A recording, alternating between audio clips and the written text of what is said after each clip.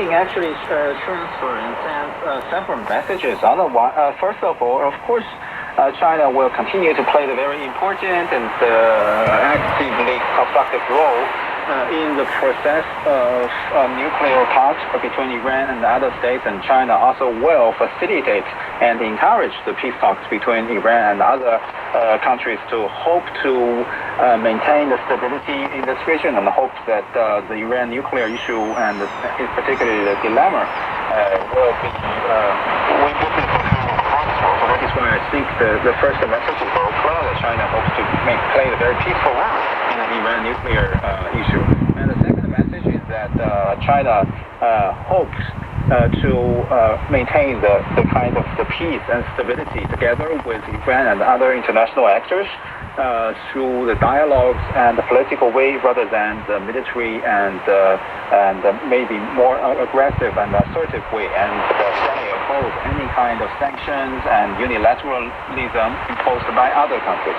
So China hopes that the regional order and international order could be constructed together with Iran and also with the international community based upon the mutual respect and mutual equality. And the third of all, that there were has already been some kind of mechanism. For example, the Shanghai Cooperation Mechanism and other international mechanisms. China and Iran will hope to work closely with each other, so that China will be hope that this kind of mechanism will further enhance the foundation for peace and stability. Now, it seems that one message that the Iranian side has delivered to China this time around is that despite its bitter past experiences, Iran has embarked on a path of diplomacy with goodwill and seriousness. What do you make of this attitude on Iran's part? I think it suggested that Iran's talks and Iran's willingness to solve and to settle the Iran nuclear deal is very strong. Given that we know that Iran has already shown that it hopes to settle the nuclear issue based upon its own seriousness and very sincere willingness, and also Iran also expresses very strong willingness to end the crisis. I think we may face new opportunities and chances in the future to end the crisis and divisions between Iran and the United States, and also the international community, including China, and also other countries, including the European Union, some European countries, as well as Russia, will work together to hope to facilitate this kind of the chances, to enlarge the chances into the bigger scenario. So that is why I think maybe more opportunities and more positive, prospects might emerge in the future. That I think maybe more things that should be encouraged further to facilitate this outcome and achievements that could be realized as early as possible.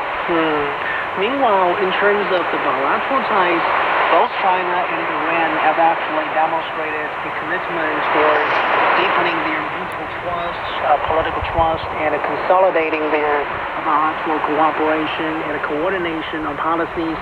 So, with that in mind, do you think the kind of solidarity and unity we are seeing between Beijing and Tehran can be a force for good for the world order today?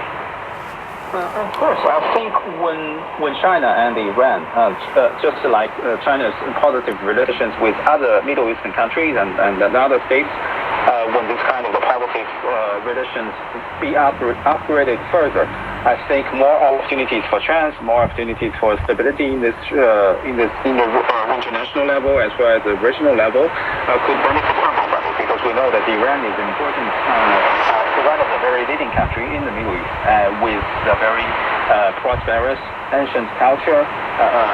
Also, China is a very important country in this world, and also with a very important and prosperous cultural and historical background. So that is why I think Iran and China's close relations and their serious trust with each other and their bilateral and further multilateral cooperation and cooperative mechanism based upon the bilateral relations will further benefit everyone. So that is why I think the relations will not on the one hand benefits the two countries, but on the other hand will benefit everybody, not only in the Middle East, not only in Asia, but also I think in all across the world. We understand back in the year 2021, China and Iran signed a 25-year comprehensive strategic development deal, about $400 billion according to some media reports.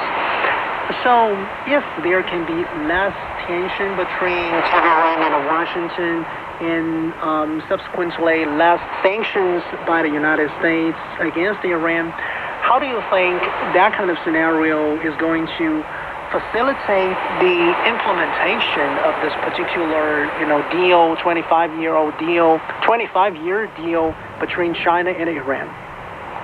Yeah, you are right. The 25 deal is a very important foundation and directive principle for China and Iran's cooperation, bilateral cooperation, covering different fields and different areas between the two sides.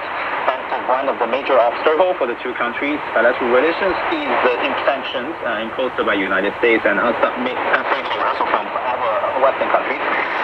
So once this kind of sanctions are lifted, I think more opportunities might emerge because we know that during the past years, after 2021, when the 25-year deal signed, and some progress has been made, but actually the achievement is not enough, and maybe more things could be done. One of the obstacles preventing this kind of achievements realized was could be attributed to the sanctions imposed by the United States and some other Western countries. And once the dilemma around the nuclear issue be solved and be ended through a very proper way, I think China and Iran's relation will face a very prosperous and new brightening future. But once it comes upon the decisions from the United States, and also that would depends upon the decisions made from Tehran.